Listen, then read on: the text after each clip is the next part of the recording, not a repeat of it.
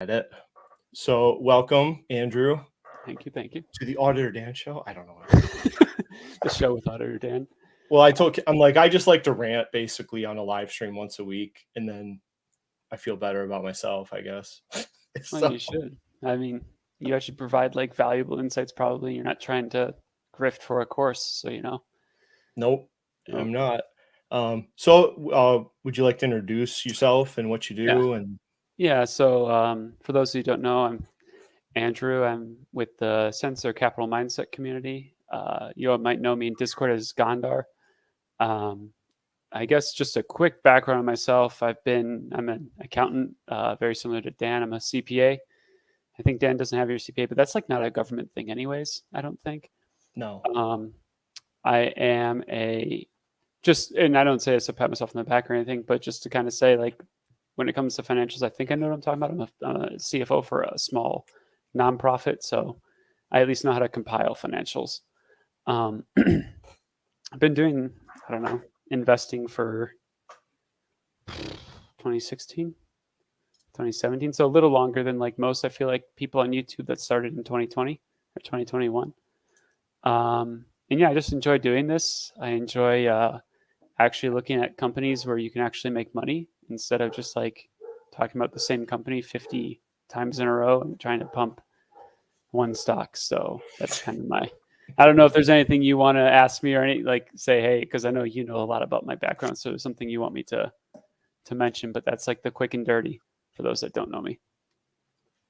yeah. I've known Andrew on Discord and Capital Mindset for a while now. Geez, almost a year, probably a year. I think it was Yeah, last I year. think so.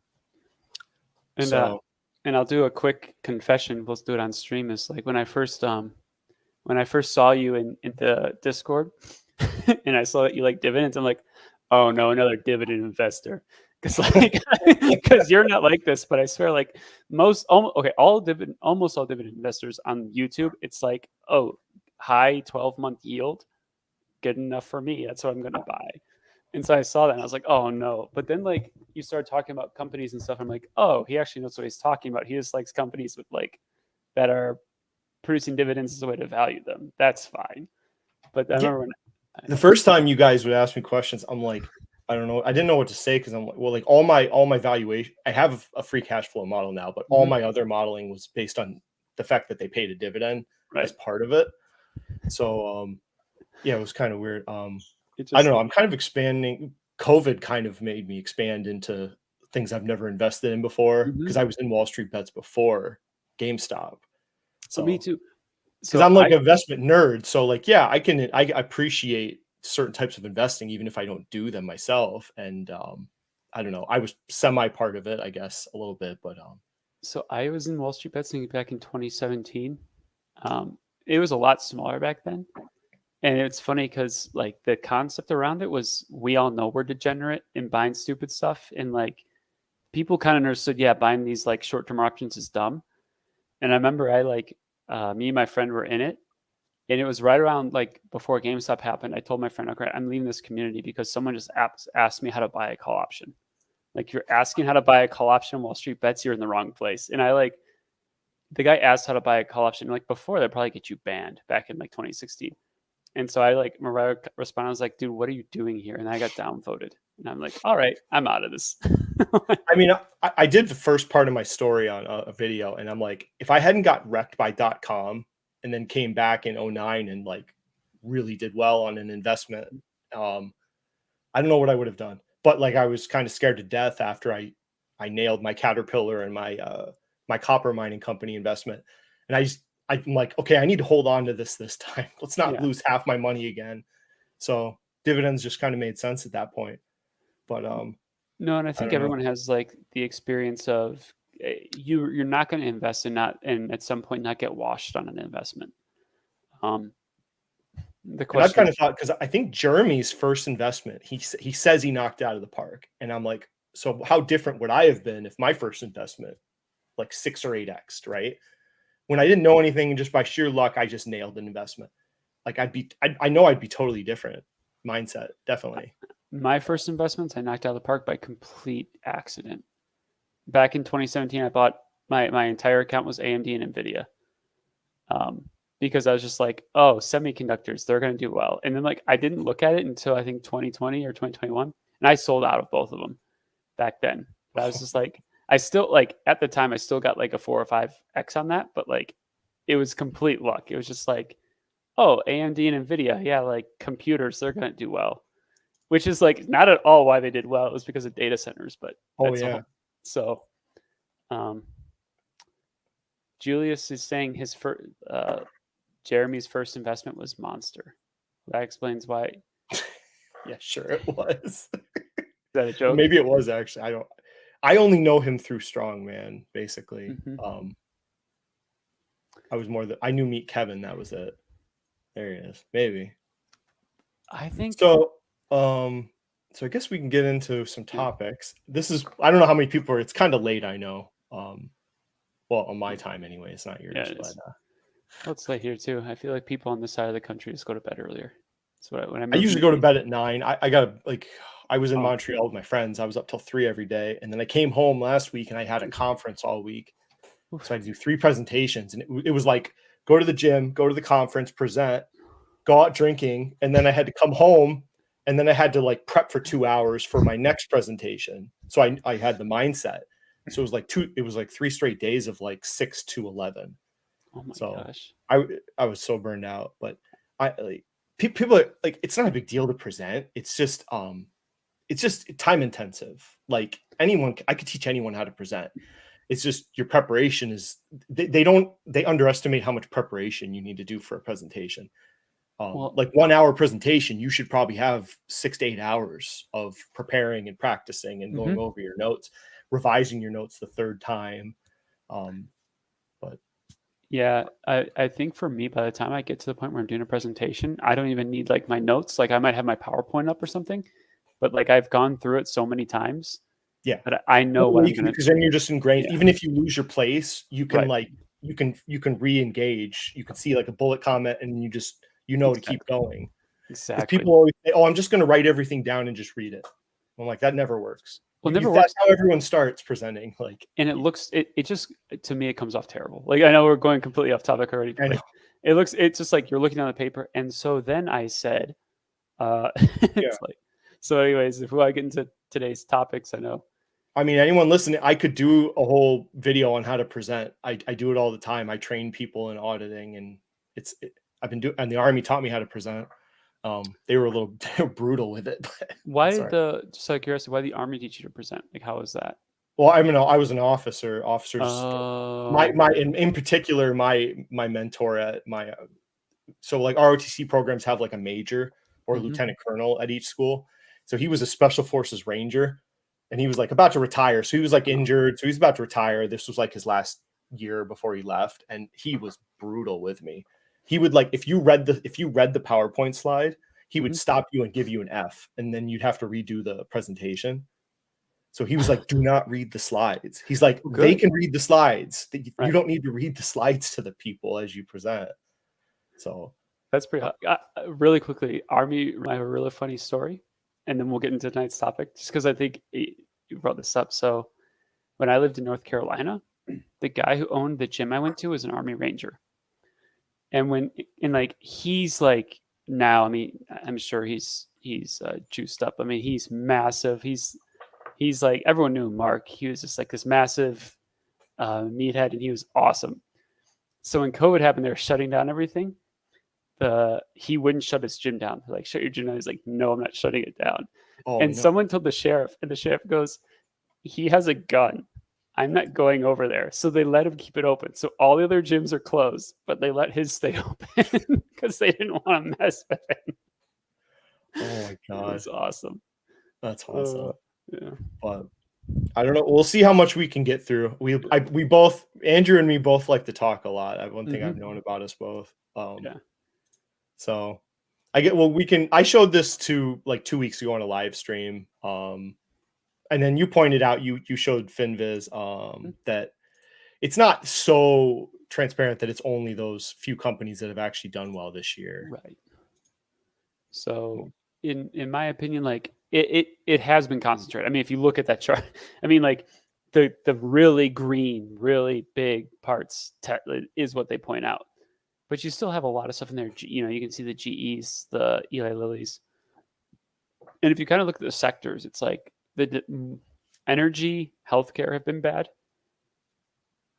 Most of everything else has been either okay, except for utilities. Utilities has been bad too. But like most That was of kind of them, like me. The beginning of the year, I was just like, all right. I'm like, people like, oh man, don't miss out. You know, sell my SCHD for QQQ. I'm like, look, it's a whole year. It'll turn at some point. This won't well, continue forever. And then I think it started turning in June, partially when J Pow said his comments about the 2% still a thing.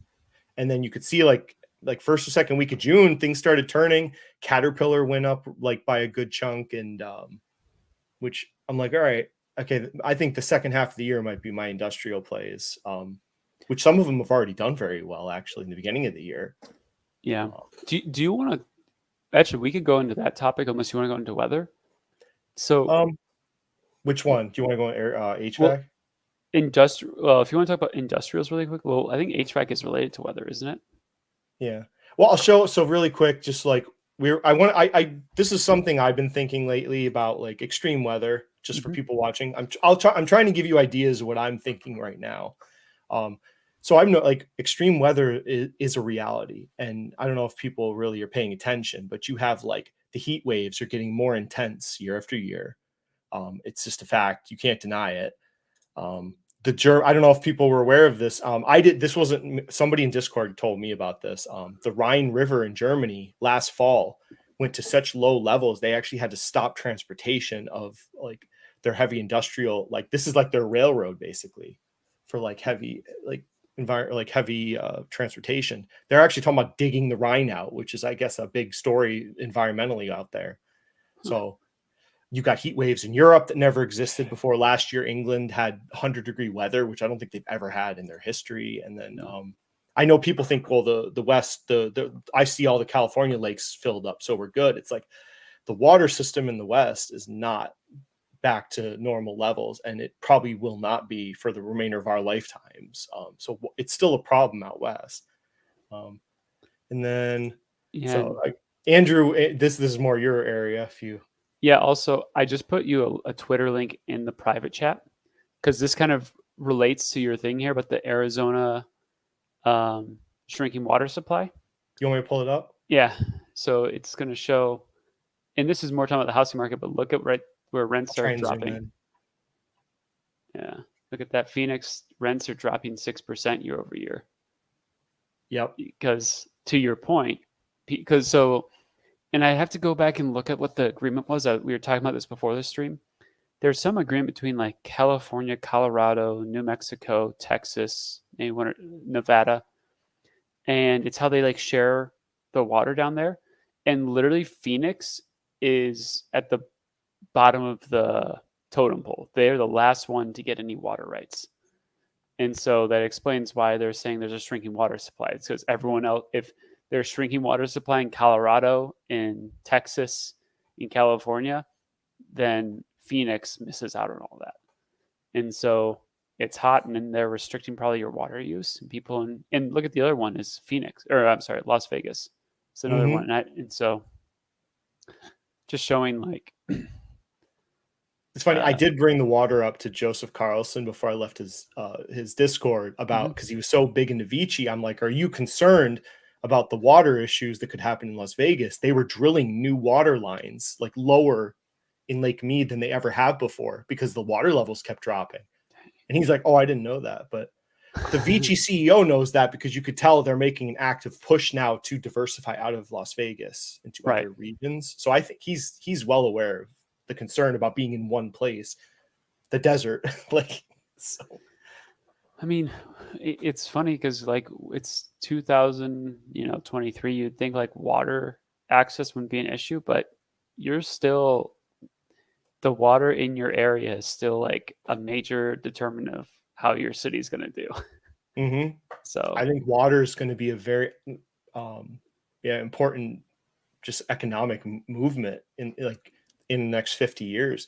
You either have water or you don't, and I think it's going to get very extreme. Like what happens when people run out of water in a major city, like a metropolis of like 2 million people, and the water's gone. and they didn't plan for it. So like, what are you going to do? I don't know. It's going to be, it could, I hope it doesn't happen in America. But I know it's happened in South Africa. It's happened to varying degrees. And it might happen down in Arizona, Phoenix area. Like they've stopped allowing them to build new buildings. That was the story. So like if you can't, like, I guess you can't tap into the municipal water sources. You have to show your own source of water if you want to build right now to get a building permit in Phoenix. And then it's like, oh my God. And to be fair though, like the other thing that I always wonder is like, who's insane enough to move to Phoenix? Like I live in New Mexico. Yeah, seriously. And people talk to me about how hot it is here. It's like 10 to 15 degrees hotter in Phoenix always than it is here in New Mexico. We had a few people retire and move that way Yeah. at the state, and they came back. I'll Yeah. just put it that way. They came back. So I was like, good luck.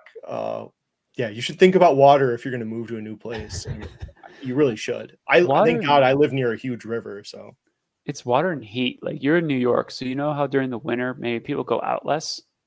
Like, and it's not even like that big because you can put a coat on. But like in Phoenix during the summer, it's the same thing. Except you can't take too many clothes off. Mm-hmm. you like it's 120 degrees. It's 120 degrees, but you got like Texas, brutal heat waves. Their grid is separate from the rest of the country. I understand that. So, but it's just crazy. Like the highs are higher, the lows are lower. The thunderstorms, like that thunderstorms we went through like a week or two ago, like it like compasses like the whole Midwest into the Northeast. And I like just, thunderstorms now, bigger thunderstorms, more severe. And this is just the reality of what we're going to be living in. And all of this, if you're wondering why your insurance rates are going up, yes, there you go. It's all of everything: heat waves, lack of water, severe thunderstorms. All of that comes and then relates to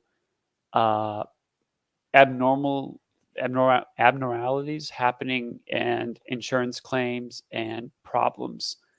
And as a result, I deal with the insurance brokering for my company, and the price per square foot on insurance for properties went up 18%. Oh, I did not pull those stories. I had some where like the insurance companies are pulling out of certain parts of America. Like Allstate, I think, pulled out of parts of Florida. So so I'm very I have a decently intimate knowledge of the insurance industry. My wife works in insurance, and then I manage the insurance for my company. And my wife's company pulled out of Florida. Oh God. They were just like, and they are a growing company, but they were just like, no, we're pulling out. My brother lives in Florida. His house got hit by lightning in a thunderstorm. And then there was it was part of a big hurricane, and the insurance company that he did his claim through ended up going bankrupt. So like people just can't insure in Florida because of the insane hurricanes and floods and everything that happens there. It's like you said, yeah, there you go. And so like, where do you think insurance, so you're more about so I guess it's two parts, right? How do you think the brokerages will deal with this? And then the insurance companies are already pulling out of some of these areas. You know what? I'm so mad. I should have, maybe what I can do is I can redact information that reveals like my company, who we are and everything, and give you the proposal that Gallagher gave us. Because I work with Arthur J. Gallagher, like they're their company that we go through. But basically they're becoming more and more, so like higher deductibles is one of the things that you kind of have to have as a company. Even as residential. Like I was talking to my wife about this. She goes, yeah, we're increasing the deductible up to we're increasing it by like $5,000 per person, because otherwise we can't people can't pay these premiums basically. But the other thing they do is, for example, like for companies, for PNC, they're basically it's a way to increase the deductible without increasing the deductible. But they basically say like, we'll add an additional 100,000 to your entire policy that you pay first. And then once you get through that 100,000, then you just go to your normal deductible and stuff like that. So they're finding ways to kind of be creative.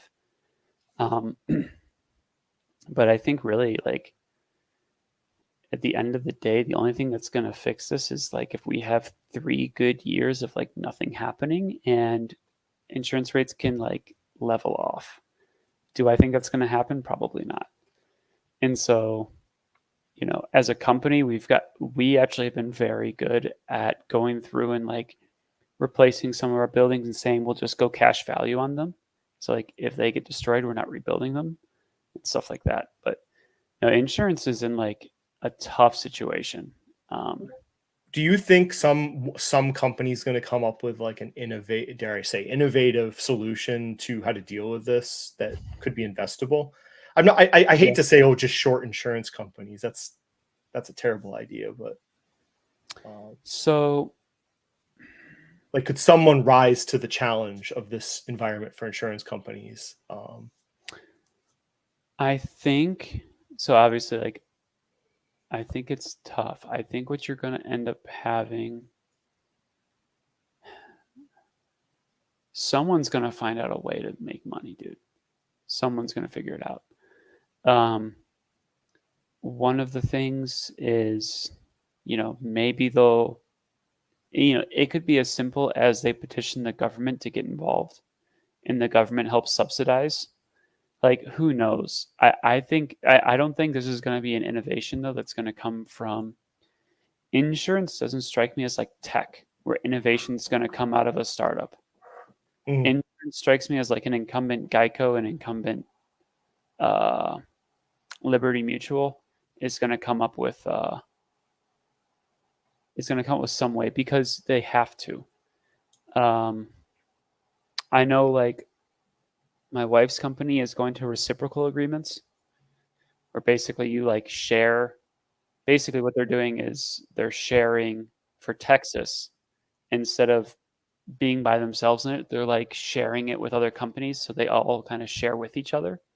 It's almost like you enter into a pool with each other, and that way all the risk is spread out even more than just with your own company. So maybe that's what they end up doing, but Oh, it's tough. What is this?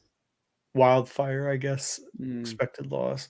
The only insurance company I ever looked at was Hartford, and it's never been something I just I've never done really banks much or insurance. It's not Mhm. really my thing. Well, Um, this is actually why I'm a huge fan of Arthur J. Gallagher as an investment, but because I just don't see insurance rates going down, and they're basically their take rate goes up because the they broker, base like insurance brokerages, yeah, right? Okay. yeah. So their take rate goes up, but they're not taking on the risk. I mean, as insurance goes up, So what do they provide, like, in the system? I've never heard of them until you talked about them. I am so mad at myself for not like redacting information.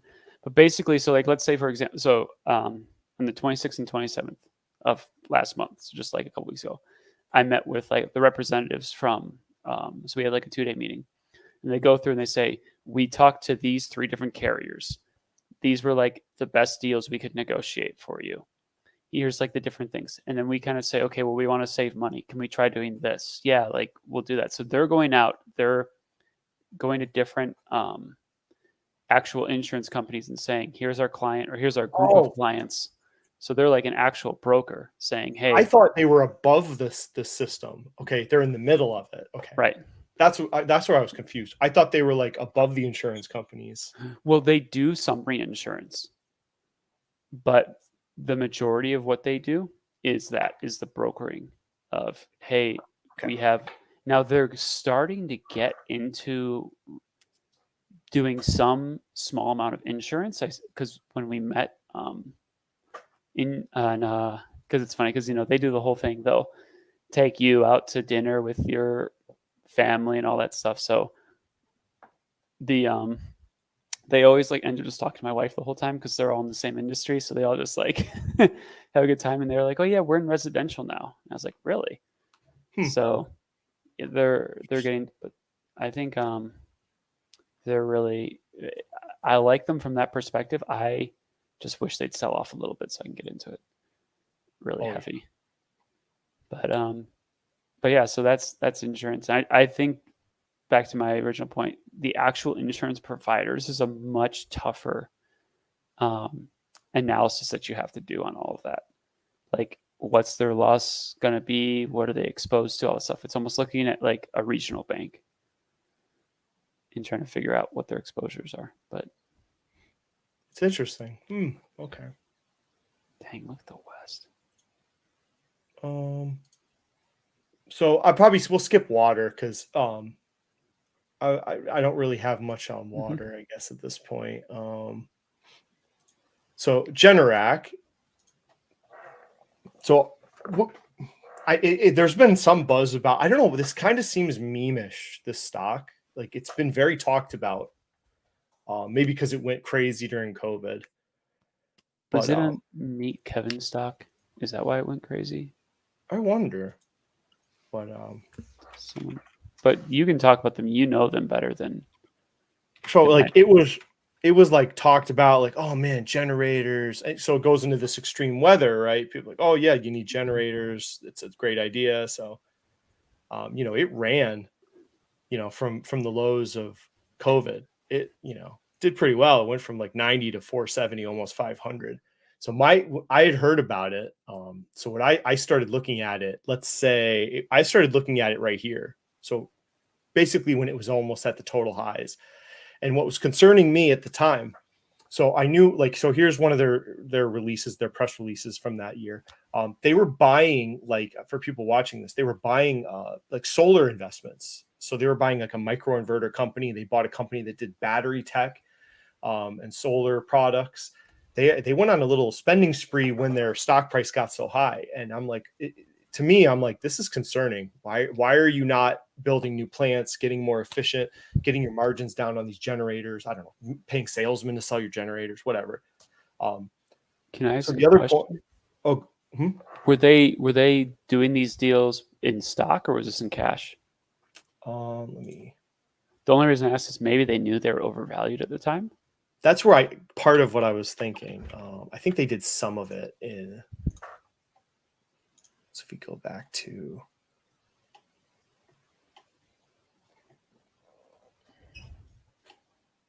Not too much Generac. So they didn't issue shares.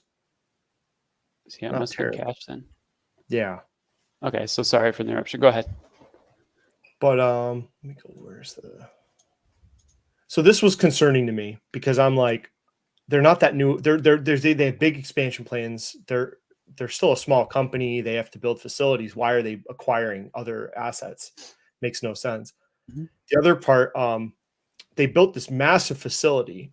So this was they I think it was announced earlier in 2021. Then they finished it later. I was on one of their earnings calls in the fall. And the CEO was talking about how this facility was way bigger for people, way bigger than they needed. So they were future proofing their facilities, and they were like saying they only needed like, I think a fourth of the square footage to operate at the current productions they were at, and it was 200,000 square foot facility. And then another point I would bring up is I told Andrew before, I really the CEO of Generac just really concerns me the way he talks, and I get freaking concerned about like things he says. Red flags are going off in my head as an auditor when I hear him talk. I don't know. He gives me like Meet Kevin vibes to some degree. So needless to say, I never invested, and it was like 400 at the time, and then it shot all the way down to I think 100 after that. So apparently I was right. I think it was Aswath Damadorian who said, like, all CEOs are salesmen, but you want to watch out for the ones that are too much of salesmen. Mm-hmm. Like, makes sense. Like, you can kind of feel, they're going to try to sell the company, but when they're just like overly salesman-y, it's kind of like, I don't know. So like I didn't really bother going in the 10Q because I'm honestly not interested in investing in them. They don't pay a dividend. I don't really want to. Do you want to say anything else about them, or? I honestly am. I think I mentioned it before. I'm not super familiar with Generac. I've heard it a lot. I should probably look into it a little bit more. They don't seem to be super expensive, just like based on what I'm looking at. But I also, who knows what this is baking. I'm looking just like, yeah, so it looks like they were growing an insane amount in 2021, 2022. That's probably because the acquisitions. And then like for this year, they're projecting like 10% decrease in revenue on the sell side. But, trading at a forward PE of like 18. So I don't know much about them though. It just seems very, I don't know. Like I see a lot of them coming around my neighborhood now. There's like, I think 5 or 6 I've seen pop up. So it goes with the climate situation. But I'm concerned about this. I don't like this company for a long-term investment. Trade possibility, because it is pretty volatile for a generator company, which is kind of like weird, but I guess we'll see. My goodness, that they did the COVID Mount Everest. Mm-hmm. Wow. And then also, people, you want to check this out, maybe I'll link it below. So this guy goes into detail about one of these solar battery packs that Generac sells, and he goes into detail about like why he stopped selling them himself, and he has concerns about the quality. Mm-hmm. And then the first comment, this guy also, he said he stopped selling these Generac units due to rapid degradation of the batteries they use. I think these are nickel NMC batteries, which were a really bad idea for battery storage. So I'll probably link this video.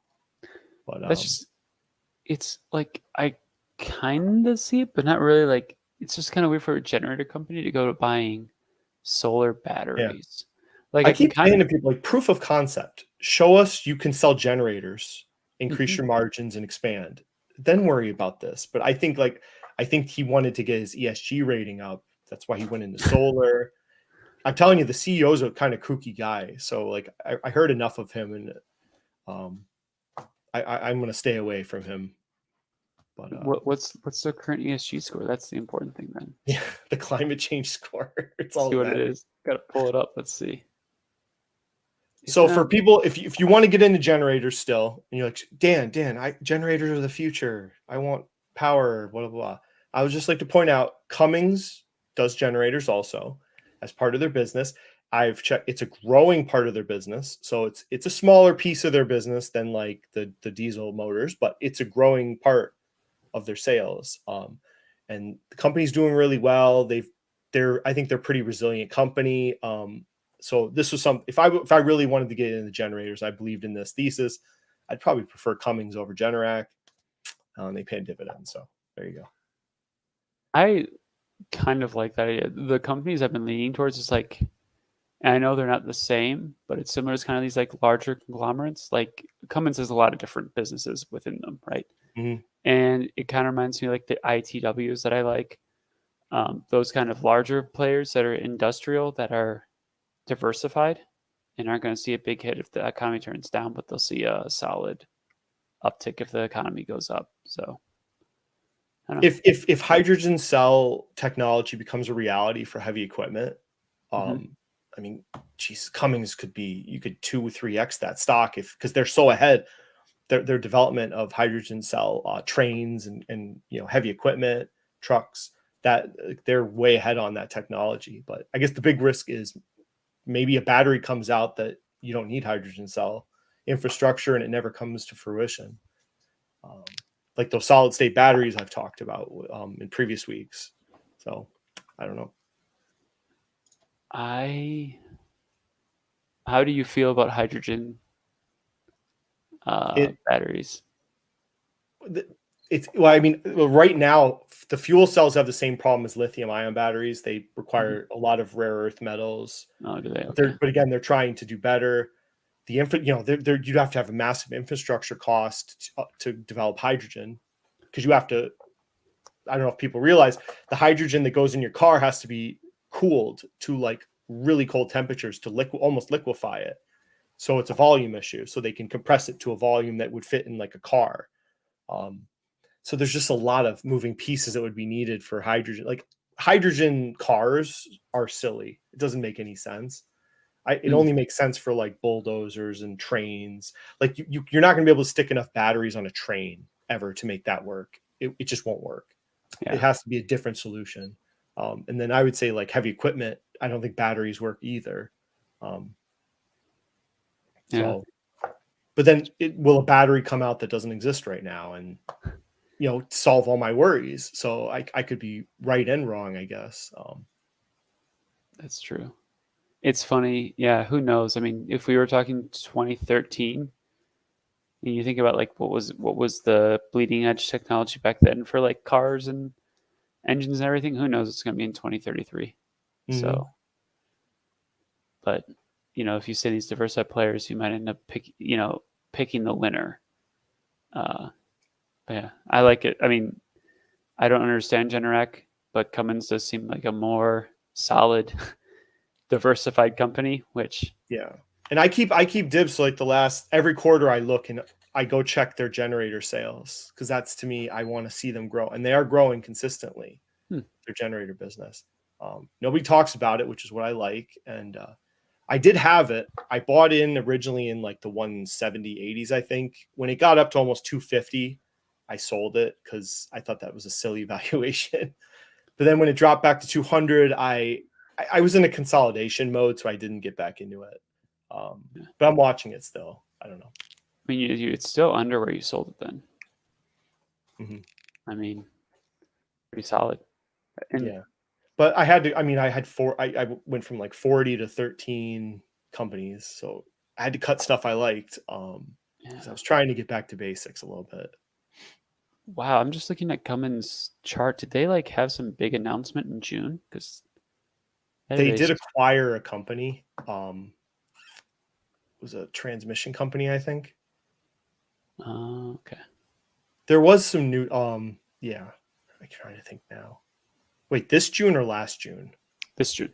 Oh, I'm not sure, because I sold it before June, so I'm not following it too intently right now. Okay, I'm just saying in the month of June it's up like 20%, which is pretty nuts for a company like that.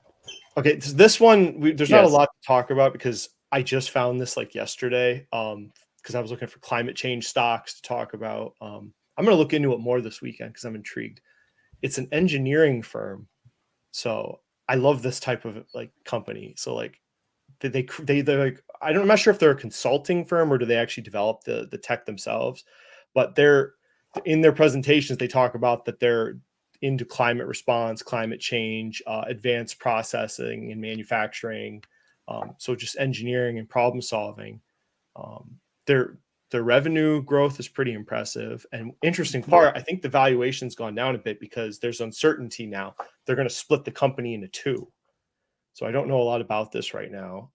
So they're going to cut this one division. It's going to get broken off, which is like, I can see kind of why. It's like their space business, which is probably a little different than their core business. So they're going to have this space business here, and then this is going to be the main company. But then this is what intrigues me: water and environment technologies, which, I want to look more into that and see, okay, what kind of water solutions are they doing? Because we talk about environment, water issues, climate response. I want to dig into this company more. I'm kind of intrigued. The valuation doesn't seem too bad right now. I think they were projecting pretty decent growth numbers, but uncertainty with the split might give it a good opportunity to get into it. I'm not sure yet. Oh yeah, we were talking about this briefly before streaming it. It sounds interesting. It sounds like you said, engineering consulting firm that specializes in some not industry, but a theme that we think could be a hot topic for the next few years to come. Where you got, they have business and environment, they have water, transportation concerns. It's interesting. I'm definitely look at this. I don't have a lot to say right now about it, but yeah, I did see they're projecting double-digit growth. So we'll see. I mean, if that's true, then they'll do well, because sell side estimates don't have double-digit growth for them. They have mid-single digit. So if they end up hitting on that, you will do well in this investment for sure. Hey, if you want to pitch this, I'll listen. I don't know anything about this yet, so I literally was just because I was looking. I'm like, I want to find some different extreme weather investment ideas that people can look at. So anyways, we'll see. I don't want to talk about this one actually. So heat pumps. This is an interesting chart I thought I'd show. So heat pumps are basically, you're talking pretty impressive growth, I think, in the heat pump industry over the next 5 years. 4 years now or less, but they're projecting 9-ish% growth in the business worldwide. So that's kind of, I've been into it before. I didn't get into Carrier because of the German acquisition. I was in before that, but it's more of an investment in heat pumps in general. But that Weissman purchase is an interesting purchase for them. They also bought a company in Japan. I think it was Philips. So Toshiba, Carrier developed like a worldwide exposure to heat pumps businesses now.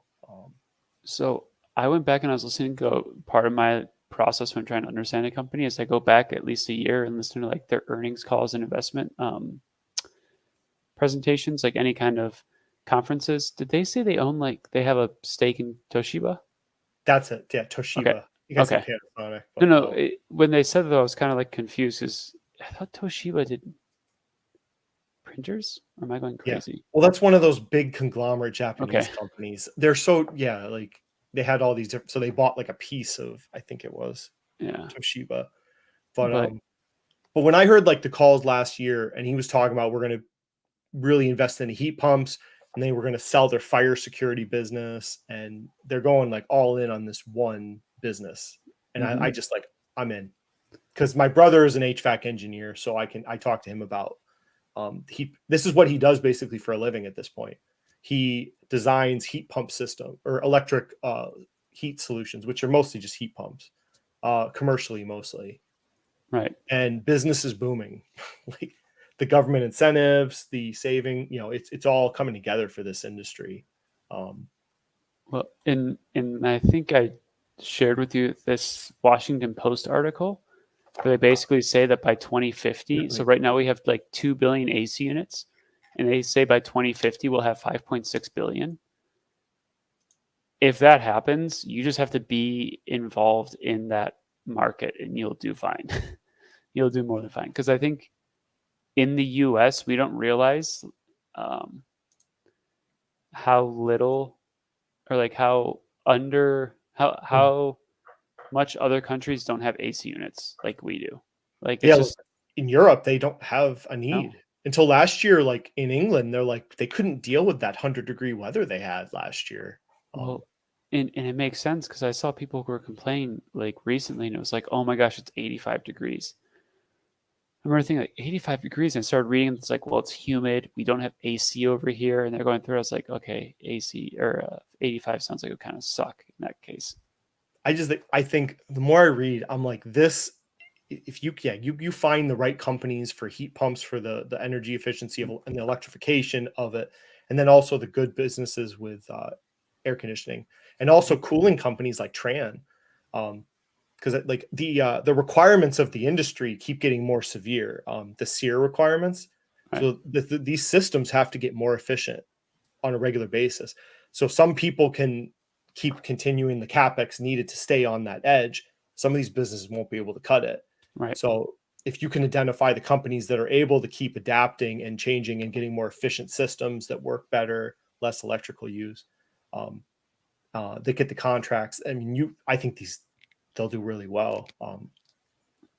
Yeah, I agree completely. And the other thing that like is really cool is with all these companies, you get to 5.6 billion units. Well, it's kind of like the one of the reasons I liked A.O. Smith as an investment for a long time was 80% of their revenue is recurring revenue. It's just replacing old water pumps. With these HVAC companies, you're going to get to a point where they're the same thing, where it's like, yeah, now we have 5.6 billion units. So now we make, where Carrier has, I don't know what their current revenue is exactly, but, it's going to be twice that in just recurring revenue and replacing old systems by that point. I looked at A.O. Smith when it was in the 40s. and I didn't. Oh, I was so mad when it went. I talked to someone in Kingdom's Discord because he did buy it then. I was like, I did the damn it, classic. because it's such a good business. I mean, you're not gonna. You might get a discount like once a year maybe on that thing, but I did the classic Andrew where I did buy it in the 40s, but I sold it at high 50s, low 60s.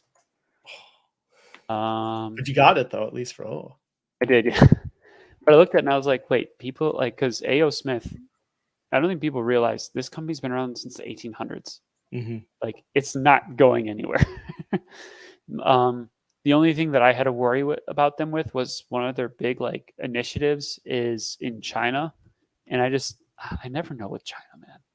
They want to expand into India and China. Yeah, and I just felt that's kind of why I never bought Otis, the elevator people. Their whole or Starbucks I sold. I'm like, if your whole growth plan is China, like the whole like I don't want to be part of it. Probably maybe one company in a portfolio I'll do that. But if you're like, maybe you could have 5-6 companies in your 20 company portfolio that are China dependent, and you might not even know it unless you follow the calls and you understand what their growth plan is. Right, and it's like you said with Starbucks. Like I remember I was in the call and they're like, yeah, our growth plan to China. I was like, all right, I'm not even interested now.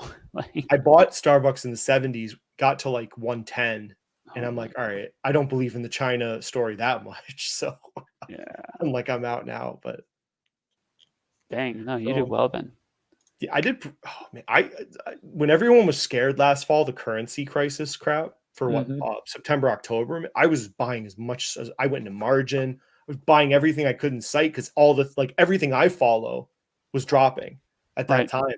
And then everyone's scared. Oh my God, the currency's going to die or something. I'm like, that was like my best investments of the last year was like there until the spring, and I cashed out a lot of it.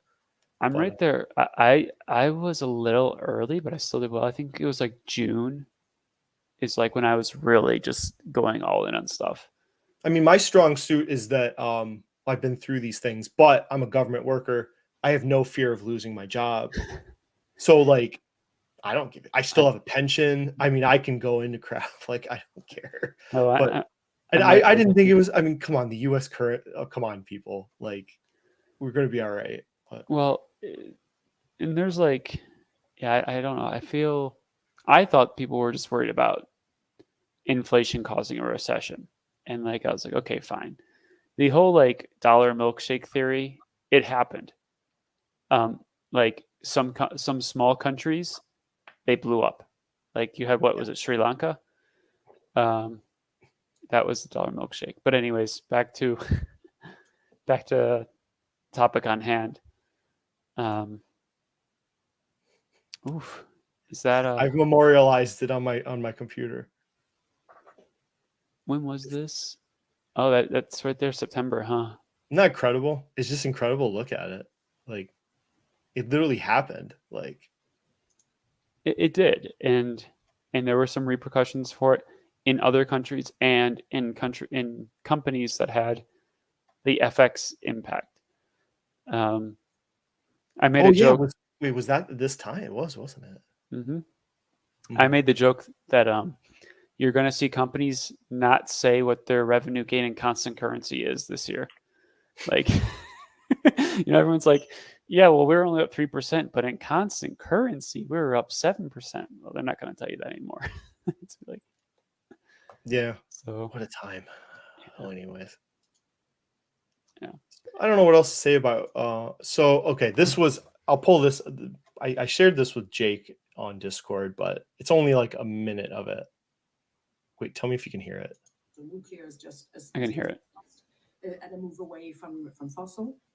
In that context, heat pumps are a very interesting option. We use about 1/3 of our natural gas to heat homes, and if we can replace just some of that with heat pumps, we are better off. In addition to that, heat pumps are significantly more energy efficient, so it's an overall saving as well as a saving in fossil. So that is part of our repower plan. We've got a heat pump plan to secure the fastest possible rollout of heat pumps. In some of our member states last year, and I can take one example, Poland, there was an increase of 120% in the installation of heat pumps last year. So quite an interesting example of the response to the crisis.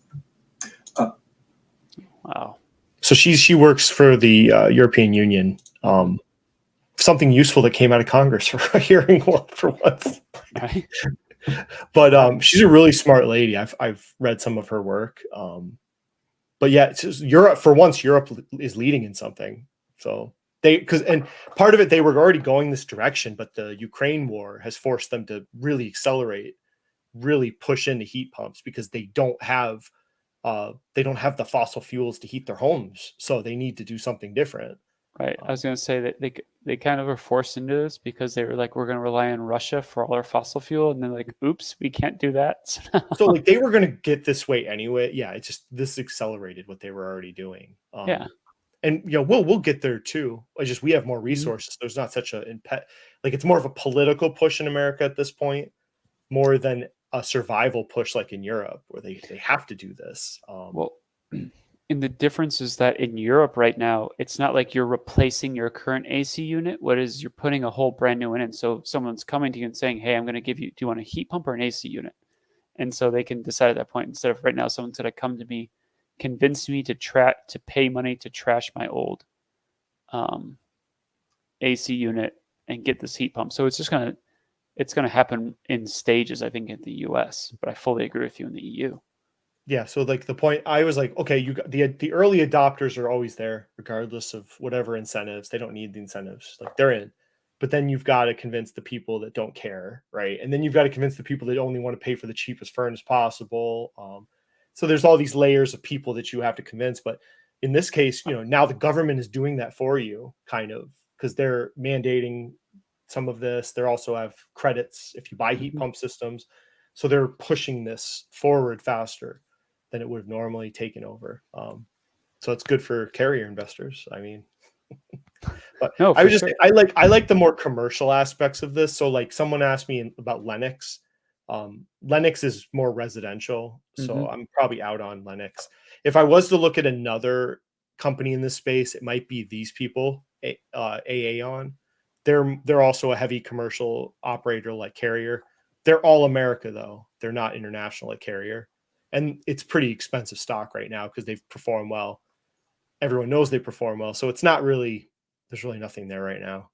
But some of these companies are very pricey. That's why I was shocked how cheap Carrier was when I first looked at it. The P ratio when I first looked at it was like 11 or 12, I think.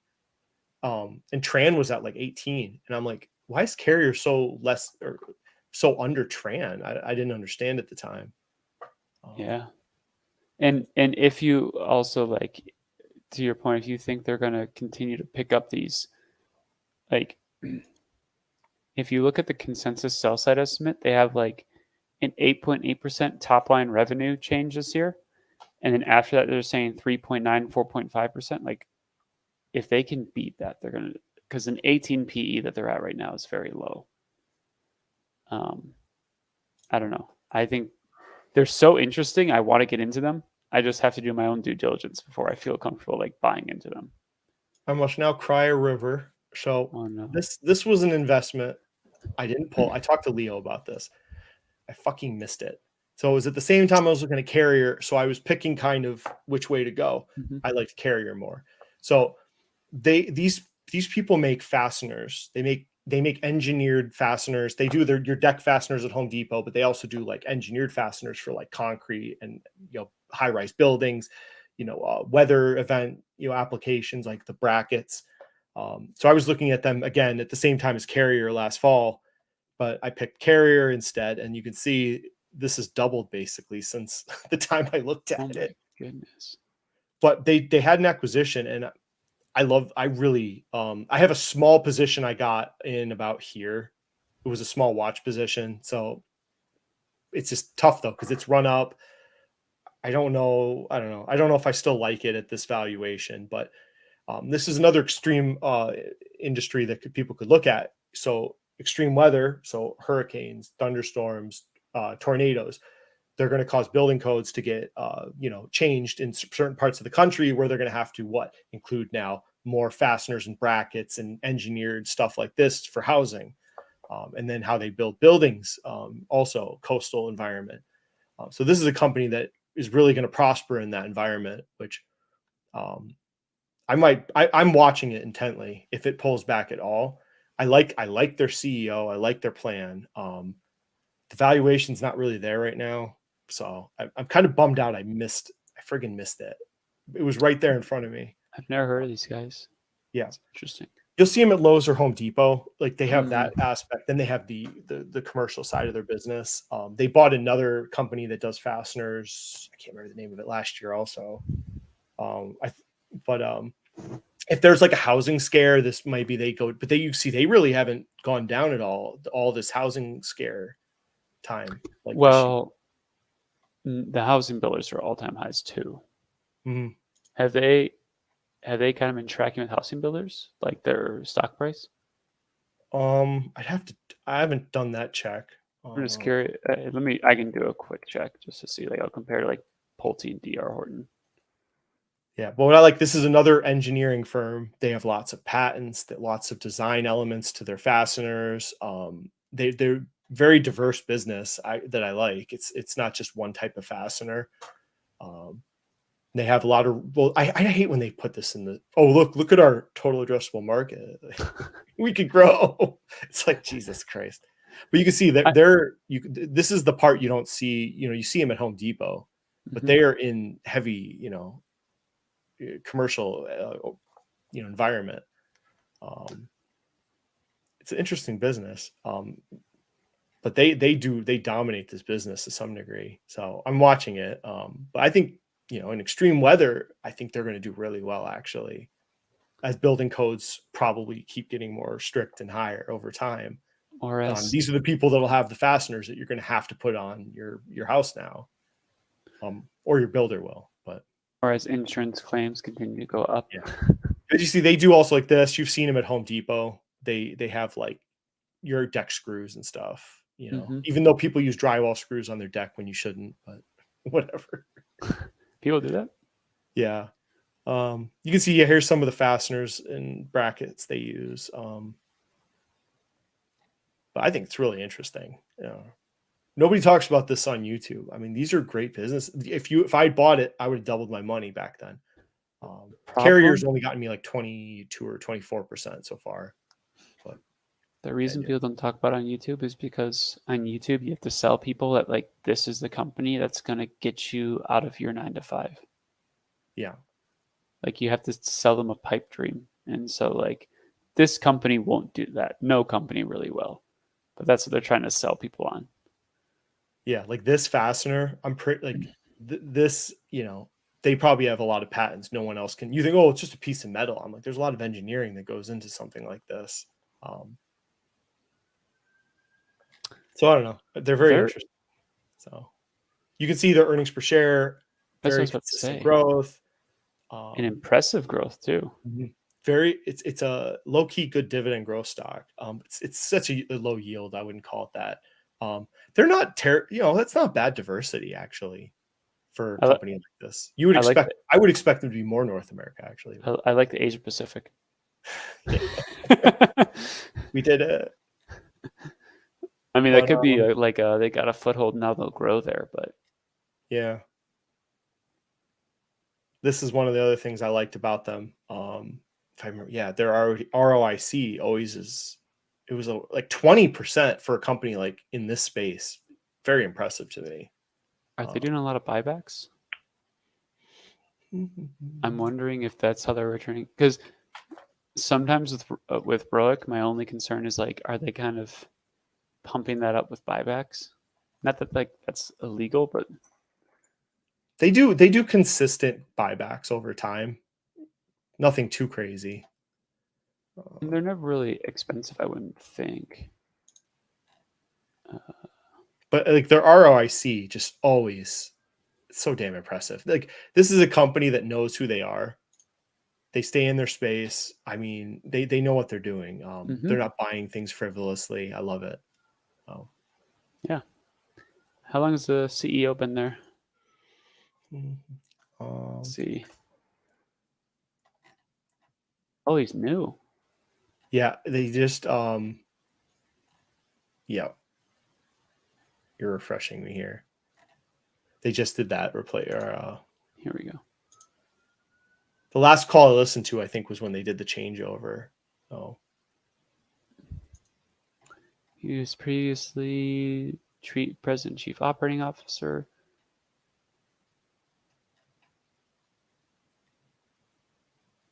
And before he was at Henkel, which is. And the only reason I asked that is, and that doesn't mean anything necessarily wrong. It just means that like the old guy could have retired. Who knows? My guess is that based on how the stock was doing, it was probably pretty amicable. Like the CFO has been there for a long time. Let's see. I'm just trying to see. It seems like joined Simpson's strong tie in 1994. So they have some guys. Actually, they have a decent amount of like people that have been there for a long time, and then like one or two new faces, which might be a good thing. Because like you have a CEO that wants to prove himself, right? Yeah. And then you have a bunch of guys there that like the CFO knows the business and stuff. So not bad. So I'm gonna keep my eye on it. We'll see. I guess we Rivian. Rivian, we said we'd talk about Rivian because Rivian popped in the markets. So yeah, because they had oh my gosh, I didn't realize they popped that much. Yeah. So what are your thoughts on Rivian? Have you guys covered that in Sense? We when they first asked you about it, right? When they first IPO'd, people were asking us about it, and I was like, I would not touch this with a 10-foot pole at the IPO price.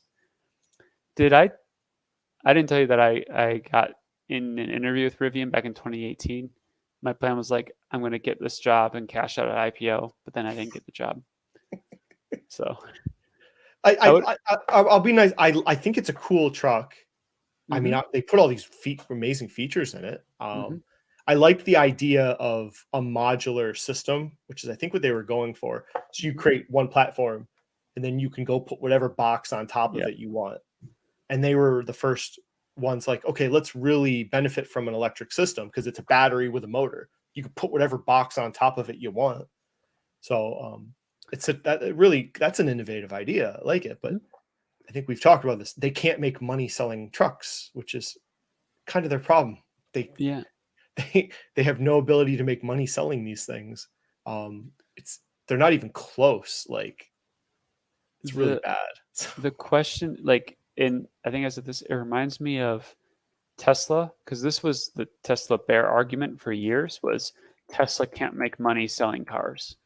They're bleeding money. And eventually they turned the corner, right? So like if I go back to, let's see. Did you see the share dilution? Did you see that? Dude, it's going to be insane. Holy mother of God. Yeah. 700 million shares. Well, and it makes sense because you like IPO and people like are slowly getting shares unlocked, and they're probably like, oh yeah, I got private issuance, like I got shares in this company when they were a private company and probably valued at like $1 billion or whatever. So I'm gonna like cash out now. I mean, yeah, they got the cash. I mean, so they're cash equivalent. I mean, they've got money.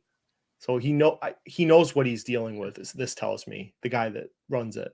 Right. And it's just, can they hang on and turn that corner? I mean, like, yeah. Well, it's like any proof of concept. He's got to prove that he can make this a business. And we don't need to be there for it. We can just wait. Exactly. Because I wouldn't be surprised, because this is, if I had to guess what would happen, 3 years from now, they're still going to be cash flow negative, but you're going to be able to see them. They're going to be getting close. And so what's going to happen? Dilution. And like you're going to be getting diluted as a shareholder as you go through this. This is so concerning for people watching. If you operating cash flow on the cash flow statement, it's like this tells you, like, so they literally can't make money operating. Right. Like this is like, to me, if you see this, I run away like immediately. If you see negative cash flow. They literally, so this is like just their core business, and they don't make money. Like yeah. So that's my thing.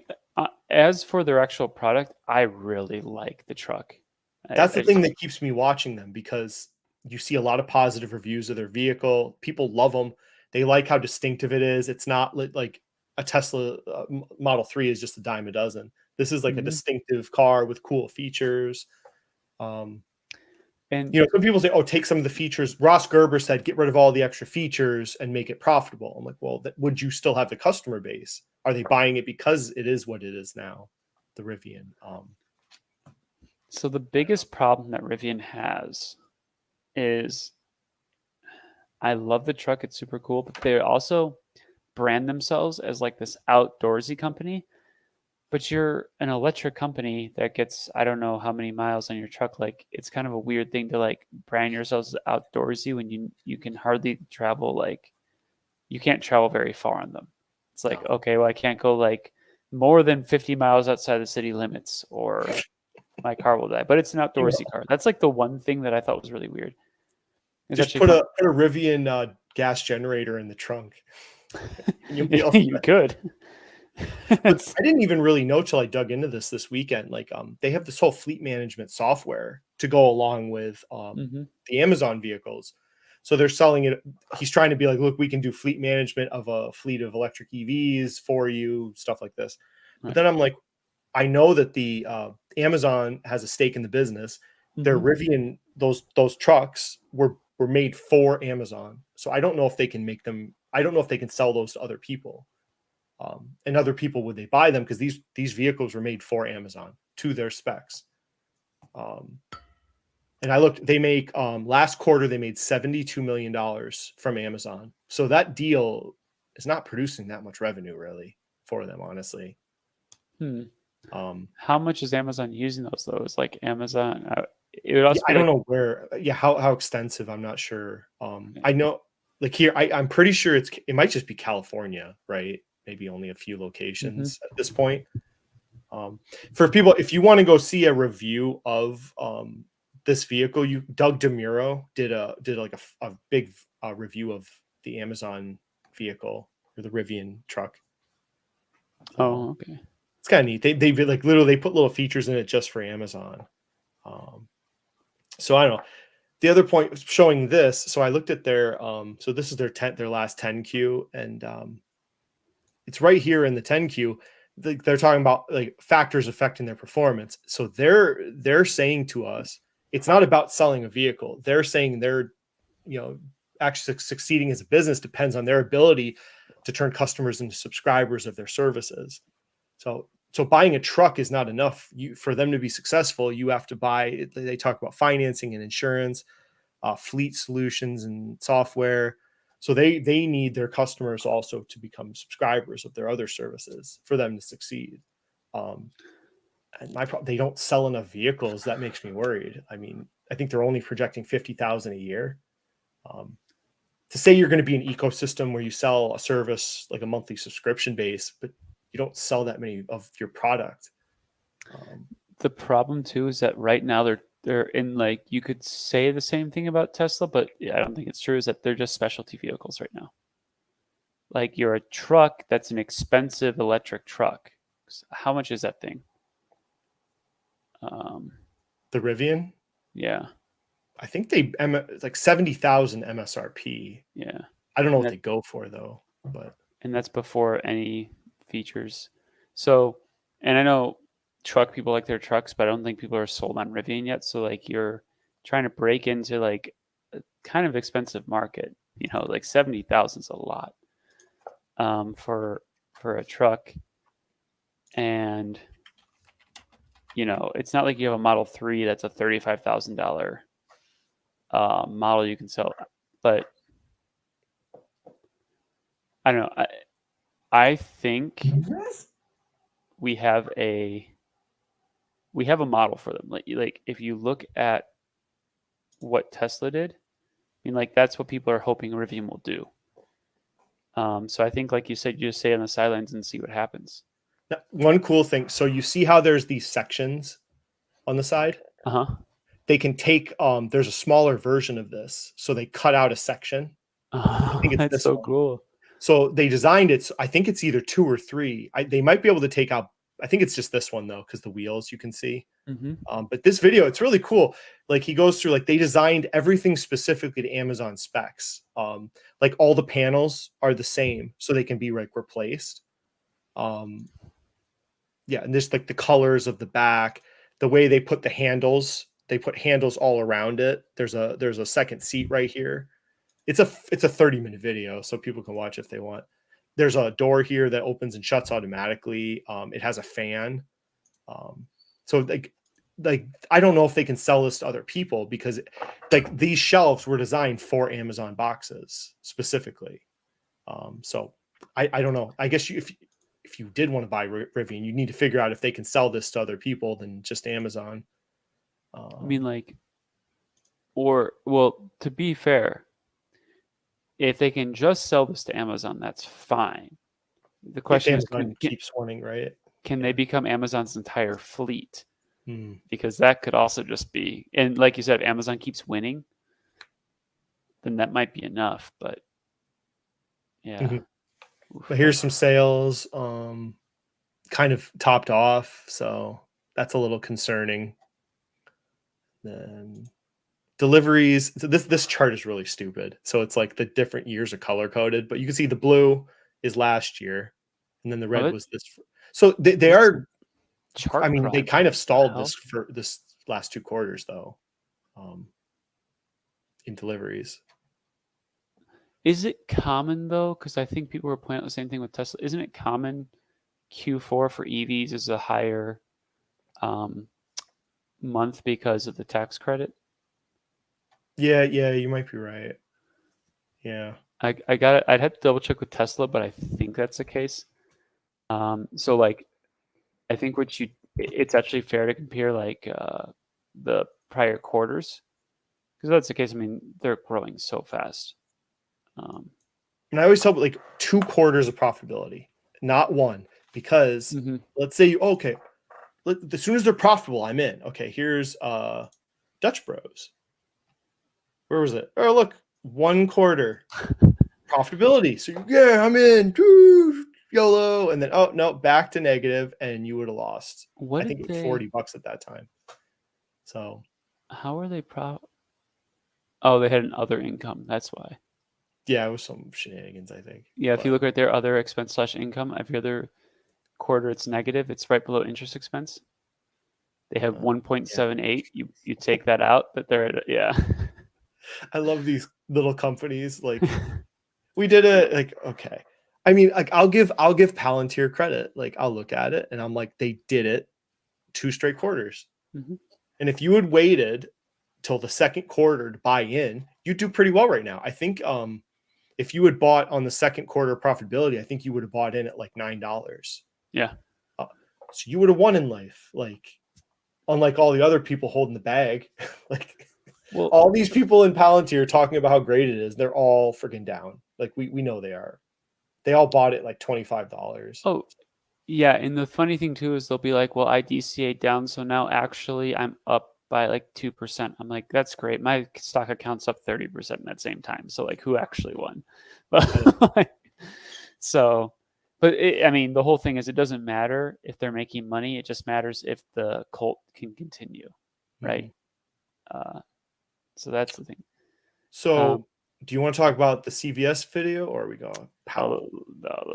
I like the CVS video, but if you wanted to do Powell, we can touch on that briefly. Just like, let me just say real quick, Powell had said that he thinks there's going to be 2 more rate hikes. Basically, the market told us today with the ADP jobs report numbers that we're going to have at least 1 more. Like that's the long and short of it. And Trueflation has us at like 2%, but that's not what Powell goes off of. So who cares? But a lot of people like to reference that. All right, I'm trying to pull it up. The CVS video? Yeah. Okay. Operating income, by the way. Oh my god. So there's this one part. Let me pull it up. Yeah, doesn't it like flash in the screen? I think I know the part you're talking about. Oh, where's the transcript? He does this one part. I think it's here. In recent quarters, they actually beat their numbers. So this stock continues to march forward. And what I like about looking at 10 years of data is it smooths out a lot lot of the accounting transactions, a lot of the management's discretion within earnings, and it gives you a much more holistic view of where this business is going. Because don't forget, you and I are equity buyers. We're going to buy this and hold it for 10, 20 years, 30 years. Who cares what happens in a quarter? Why people take a particular quarter and then from that extrapolate out in the future, it's meaningless. You want to look at a long, long time. You want to look at management. You want to look at underlying economic factors that this company lives in to kind of feel for what the future looks like, even though it's very unpredictable. So that's That I feel like that's value investors right there. YouTube value investors, like what he just said there. Well, because my thing is, no, I It's a think you're right. complete lack of any care or trying to attempt to figure out what the future of the business is. Because he just goes, well, we don't know. The future's unpredictable. Who can know? So fuck it. We'll just look at 10 years of past numbers. This is how all these people. And the thing too that doesn't make sense to me is, I don't know this. I don't need to know it. CVS 10 years ago could be a completely different business. Why would I care about what they look like 10 years ago? Like, you should be able, off the last year of data, to be able to draw, like, that's enough time, in my opinion, if you're actually looking at the filings and at what management is saying and doing, especially with a company that's this large, you should be able to look at it and say, okay, I have enough data here to actually dig into this and extrapolate what I think is going to happen. But I agree with you completely. It's like, I don't want to do analysis. So what I'm going to do is look at 10 years of data, because that like gives me some arbitrary reason to feel more confident on my analysis, even though it doesn't do anything. But like all of these value guys, so I'm being specific, the value investing YouTubers, people. Okay. Value investing might be something different, but they all, when they don't talk about the future, and they'll either say what he said, yeah, the future's unpredictable, who knows, or they'll say we did look at the future, and they don't talk about the future.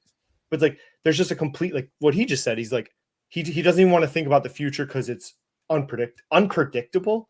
You can't even attempt to predict what's going to happen with CVS. Like if you're going to buy the stock, you should try and figure out where you think the business is going, and what he doesn't even talk about like the acquisitions.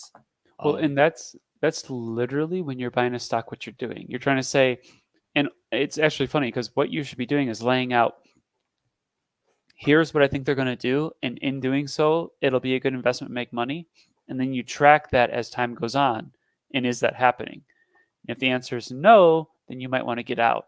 If the answer is yes, then you stay in, depending on the share. I just think it's so funny. It's like, I don't know. I'm just going to say, like, here's 10 years of data. And are you going to try to find the BOGO part? Oh, no. Oh, wait. I can't. There's no transcript. Wait, hold on. Okay, let me get it.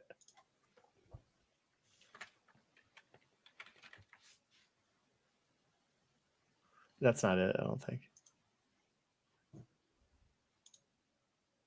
Maybe this is it. Higher purchase price of Aetna Healthcare that they... Wait, I should say free, right? I can't remember if he says free or it's a buy one, get one.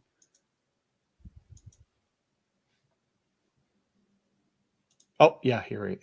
You can actually buy the stock and get Aetna Healthcare, the $69 billion acquisition that they completed in 2019, for free. I'm going to show you how to buy this stock right now. For free. So Leo, guys, investment thesis: BOGO investing. Andrew and me are going to trade. Okay, you just look for companies that you buy one and you get one for free. And so when Amazon was at like 150 split adjusted, Leo and I were like not cool with it, but all of FinTwit was like into it. And they would always say this. They'd be like, well, actually, AWS is worth the whole value of the business. So you get retail for free. And it was like, it just became a meme with Leo and I. And so we'd be like, we just make up things like, oh, if you buy Ford, you get the factories for free. Because it's like we just like find like random things. And it's like, it makes no sense. Like you're buying the full business. And actually, a very good illustration of this, and I think Leo brought it before, is GE. Looking at, it's called sum of the parts valuation, works if you get the parts. So what did GE do? They spun off the different parts of their business, and then you got you made a bunch of money if you bought with that thesis saying, hey, they're about to spin off these different parts of the business, and I think these different parts of the business have more value than they're currently being valued at. But if you're looking at CVS, why does the different businesses within it matter? You're never going to get those businesses by themselves. You're going to buy CVS. It's just like I couldn't believe and I looked into like some of it. I mentioned on Discord that Oak Street business they bought was losing money. They were projected to lose money for another like 2 years. They posted even more losses before they got bought. So CVS is buying unprofitable businesses. Like now, you could make an argument with CVS. Like there's Doc, I think in CM, who he's a doctor, and he kind of says like he likes what CVS is doing and thinks the business and the acquisitions they're making he actually likes, and says, hey, I think this is going to pay off for them in the long run. And that analysis is fine. You're saying, hey, they're making these acquisitions. I think it's going to make this ecosystem, and that makes sense. But if your analysis is like you buy one and you get one for free, BOGO investing, I like that. I don't know when. I think it was 2018. Why the hell are you looking at it before then? So like people you value people. You need to understand it's a business is a living, breathing organization. When they bought Aetna, that was a total pivot in CVS's business. I looked at their acquisitions. Before Aetna, they were buying pharmaceutical related businesses. So they were just a pharmacy company. So they were staying in their lane. That healthcare business purchase was a huge change in their business and a total shift in what they were doing. The numbers before that don't matter anymore because now they're going in a totally different direction. So why the fuck are you looking at the numbers before that? And that's what I'm saying. These numbers don't matter anymore. I'm just telling people how I would look at this. Well, that's what I was saying earlier. Is like, and I didn't know this, but yeah. So CVS 10 years ago was a different company. Like that's what I was saying. Why are you looking at 10 years ago? CVS in 2013 is not CVS today. No, it's 2018. 2018. I think they closed in 2019. But yeah, it's you understand. I can't understand. These people are just unbelievable. So now your question is, do you believe in what CVS? So he would never, because he's a value guy. Do you agree with their M&A strategy of just buying everything under the sun in healthcare? Do you think it'll work? He spends no time thinking about that. He's just looking at the numbers of the past before they bought all these other businesses. It's a different company with a different strategy. Right. So a great example of a company where if you look at 10 years ago versus today, another one is like Microsoft. You look at that 10 years ago versus today, it's like you're not looking at the same company. No. 10 years ago they sold a product, now they're a SaaS company, and they have this cloud business and everything. So why would you even look at them 10 years ago? It's just I don't understand it. I believe I could spend an hour talking about everything money, but we don't want to do that here.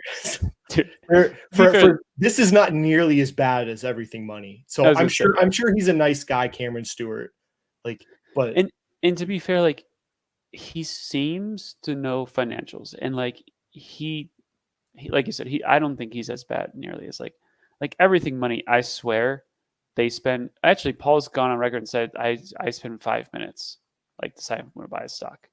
He's literally said that no, I spend 5 minutes. I have 40 stocks. That's good enough.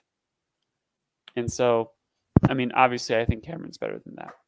I don't know. It's just tough because it's to point by point go through how I would look at this company. First of all, I don't really want to. It's so people oh, do a video on it. It's it would take a lot of. CVS is a massive business with a lot of pieces. It would take me a lot of work to look at it, to do a video. And I'm not even interested in investing in it. So I don't know. Well, it just is what it is. So CVS screams, speaking of a value trap right now, if you're buying it for that reason, 14% free cash flow yield, something seems fishy there to me. They say they're not going to buy more companies, but someone said okay, how do you know? They don't have to stick to that. It's just Gelsinger said they were going to keep the dividend, and then he cut it in half a month later. And people you lied. It's he's not beholden to that statement. So they said they were pausing M&A, but they didn't say how long. So you can't even trust that. No, and I also just want to say, I guess, just on the concept of value investing, I understand the purpose of value investing. if you were to define it, is finding companies that are high cash flow yielding that are misunderstood by the market. That's how like you should be doing value investing. I think nowadays, like the YouTube value investors, it just means low PE. I think, yeah, I think whatever it was originally, they've warped it into just finding cheap companies. Right. And what it really is, in my opinion, is you're finding a company that the market doesn't understand for some reason. So like in the analysis, like of Cameron, for example, if he's trying to say, this is a value investment, here's why, he should say, the market doesn't understand this about the company. Like the company's doing this is a very good plan. It's being misunderstood by the market. This is going to unlock a lot of value as cash, as people start to understand that. So like let's look at the ROIC. Like I could tell people right now, like I this is an important metric to me. I can tell you right now they've been acquiring other businesses just by looking at this huge drop off. Yeah. Like I can tell you right now what they've been doing. And I mean the markets punish them for a reason, people. I don't know what else to tell you. It's not cheap because like, is it cheap or is it a value? I don't know. But the like I guess the bull would say maybe the ROIC returns to higher percentage as they stop buying companies. But like you have to believe that's going to happen. And actually, yeah. Like look at Home Depot's like the king of this, I think. Like look at that beautiful like Home Depot. Look at their RO. They know what they are. They stay in their lane. They run a box that sells tools and hardware and screws. Look at, I mean, they know how to invest their capital. I mean, that's why they're a successful business. I'm like, yeah, same with AutoZone. You pull up AutoZone, you're going to see the same thing. what is it? AZO? Yeah. AZO, yeah. Yeah. 20% are really good just for people like, don't get greedy. 20% is amazing for companies in these space in retail and industrials. Right. Especially think about how much 20% is amazing. Like 15% is good, but yeah, because think about it, you're probably paying what 6, 7, 8 for a company this solid. Let's say 8 or 9% on your capital. So you're taking capital and like you're getting a double on what you're paying for it. So that's very good to your point. I know. So like every dollar they're getting 20 cents out of it, basically. I mean, that's incredible. So and you're paying 8 cents for it. So I don't know. I don't know. Like I'm sure someone will tell me these value channels aren't real value. I mean, I can only judge what I see on YouTube. I don't read Buffett. This is all kind of newish to me. This whole value to say like, oh, I'm a value investor. Like, okay, we're all trying to make money. Yes, I'm trying to find companies that are going to grow and return capital to me as the investor. So I will benefit because some companies don't necessarily benefit the investor, but I feel I have a better shot at finding those companies if they have a growing dividend that they show a commitment to the investor by having a growing dividend. So like some of these people get it wrong. Like I don't like companies because they pay a dividend. I like dividend companies because they have characteristics of good business. Right. So they get it back. Like some of the people that harp on dividends that we know, it's the wrong way of looking at it.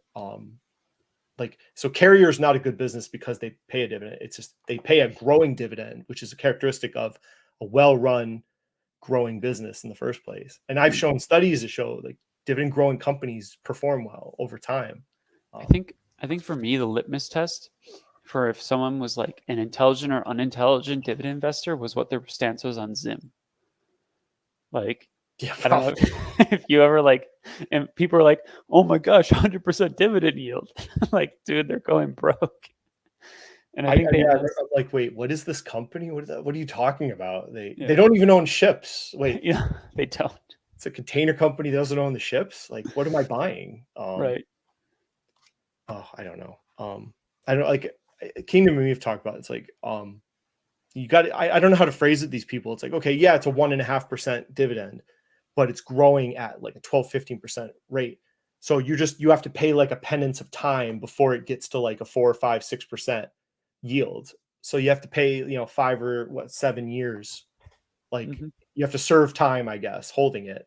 But then at the end, you have a growing business, and your yield on cost now is like almost a market return, maybe, possibly. Right. And just want to also clarify, value investors are one side and the growth investors are just as bad on the other side of YouTube. Yeah. Just I heard a growth investor saying that BG Bunge was very cheap because it was at a 0.25 price to sales. Like they're an agricultural company, so it But goes both like, ways. everyone starts the same. Like every dividend investor buys Verizon or AT&T. We all do it. I did it. I bought Verizon long ago when it IPO'd or whatever, and it's appealing, right? The yield, and but then you realize after a few years, why is it not growing? Why am I behind so much? And you kind of like that. Actually, talking to Ryan Williams, you literally are watching him do that process right now. I can It's tell Ryan people. Williams. I don't know who that is. The guy we talked to on Sunday call. So you can literally watch him. He has those high yield investments from when he started dividend investing a few years ago, and now he's turning his content and he's realizing that he needs the growth aspect of dividend companies that have growing dividends to really see the power of the return. And so you get the wheels are turning, and it happens for everybody. Oh yeah. Understanding the importance of dividend also, like, as Verizon's a great example too, because like Verizon, being a dividend investor, you still need to analyze the company.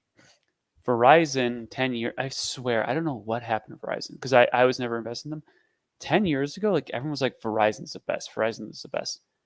Now, like Verizon to me is meh. It's like just as good as someone else. They lost their edge.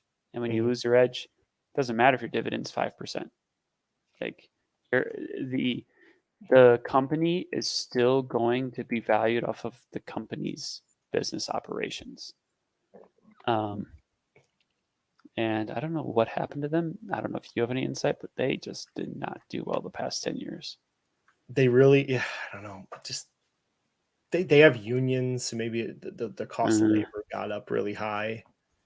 They really dived into using debt to I think raise the dividend for a while, but like there's no growth in that business anymore. No. They should be more like Altria, like I don't know. You understand that the growth is over. You pump the dividend up to a point, but it's tough, those types of businesses. Well, it's tough, but like Altria though is like you said, they know what they're doing. Yeah, they made like one bump in the Jewel was a bad idea, but I mean, they're partially a holding company now because they have investments in other businesses. They haven't really gone crazy with like the like more vape companies, or they haven't really dived into marijuana business. So they know what they are. I mean, but yeah, marijuana. Like I keep telling people that it's just a place you go to light your money on fire right now if you want to invest in that. People, it sounds cool. It sounds hot because it's like, oh man, it's becoming legal. Like all these things are gonna make money, and then you realize like all the problems with that industry right now.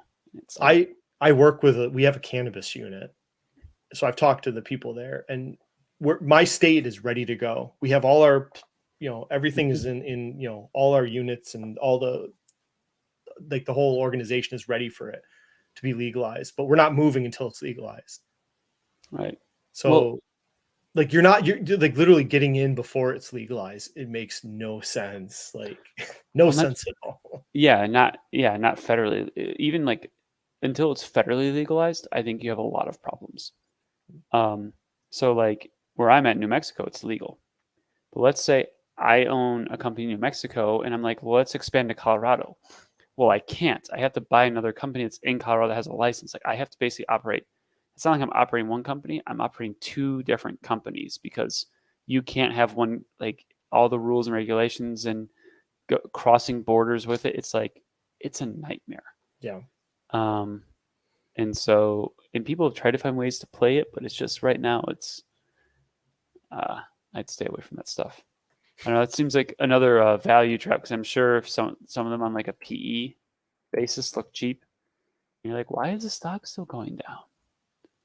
But oh man, so I think. Oh wow, we're at an hour and a half. Look at that. Perfect. Time flies, man. Yeah. Yeah. I don't know if any questions. I don't know if anyone's up this late. Oh, Foo Hat's still here. Kingdom was in here. I have a question for Kingdom. I know he got into I think if he's still here, if he's gone. That guy's in. He got buttoned to Paycom. I was gonna ask him why out of all the payroll companies he picked Paycom, but I'll ask him Sunday. ask him and see like what he says. Because if I were to buy one right now, I'd probably go with Paylocity. But I'm curious why he's going with Paycom. I've had ADP for a while, so. Well, So I think ADP is more of like the incumbent, and you're just gonna like. They're gonna do well, but they're not. I don't think they'll outperform in a bull market. Those other ones. So, so like ADP's growth is like whatever. But they're not gonna like be losing a lot. Now you see like this is a great dividend growth company. If you want like a big bull, like solid growth, net income growth, dividend growth, return on invested capital is like freaking nuts. Like, oh my, well, this is the thing about payroll companies. It is a great business. Yeah. And they've never really acquired, like, they're not going to M&A into some silly thing. Like they're a payroll company. Like, well, that's the thing about payroll companies is they know what they are. And it's like so like, if you think about the businesses a payroll company would go into, they're all worse businesses. So why do you want to do it? Payroll is one of the best businesses out there. And so like, do we want to go into AP processing? Probably not. Do you want to go into like accounting systems? Like you look at all the verticals they can go into, it's like, no, let's just do payroll, man. like why do we want to go into all these way worse businesses? Like why don't we just keep our insanely high gross margin, low asset companies? Like that's what they are. Yeah, I don't know. I didn't look at it after he bought it. So well, and I'm not so much time in the day to look at company. I'm sure you get thrown stuff all the time and you're just like, I can look at like one thing. No, for sure. Like, and that's the thing I'm having. It sucks because you have all these things like, oh, I want to look into it, and then a company runs, and you're like, just looked into it. Oh well. I got to write that J one down because I do want to look at that this weekend. So, but I'm just saying. So the reason I think Paylocity is a little cheaper, and personally, I like their model a little more. So Paylocity and Paycom are both still in like their growth phase. So for example, like Paylocity is looking at 30, 20, like 20% growth for the next few years. Obviously, they're way smaller than ADP. Oh, he's here still. Yeah. Paycom has a better customer base. Probably larger customers. Is that what you're saying? Okay. Yeah, like they target probably larger organizations, I would guess. Because the one thing that like I don't like is a strategic business model, and Paycom is like they are staunch about not doing M&A ever. So what they do is everything they design in-house, which is like, I guess, kind of cool from a user perspective, maybe. But like, I think from a business perspective, that M&A is like a decent way to grow your business if you're trying to like do something, buy a company, integrate it into your own. I don't know. It's a discussion for another day, but I would just say like, so Paycom, this is like my argument for Paylocity is because Paylocity, and I'll say this really quickly, they're making money, right? And so is Paycom. If you look at it, like Paycom's gross margins right now are 87%. Paylocity's are like 68%. But if you look, Paylocity's been growing their gross margin like every year. And so I think they can get them up to like that level. And if you do that with a Paylocity, because I think ADPs are at that point too, at like the high 80s. Like see how they've been solid, like steadily just kind of growing. Looks like they had like a little bump in maybe 21, like during COVID when everything was crazy, but it's still on that trajectory of going up. And I think they can like, because they're a lot smaller than these other guys. So as their client base grows relative to like their SG&A, I think they could get to that point. But like, yeah, I mean, you can see it like their shares are growing, but it's nothing crazy. So Yeah. I don't know. I just think it's interesting. I was just curious. I wanted to pick his brain a little bit. Like I get that with the Paycom. I just think that Paylocity's run well and they're growing, and I think they can grow to be at that same like profitability, ROIC, gross margin that Paycom is at.